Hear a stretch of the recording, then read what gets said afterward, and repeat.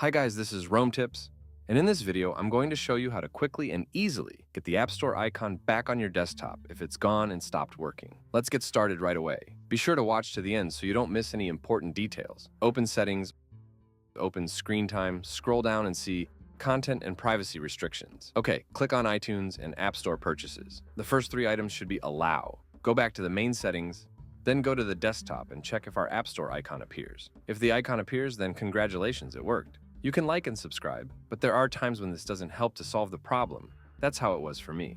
Then we do the following. Go back to Settings, Screen Time, and Content and Privacy Restrictions.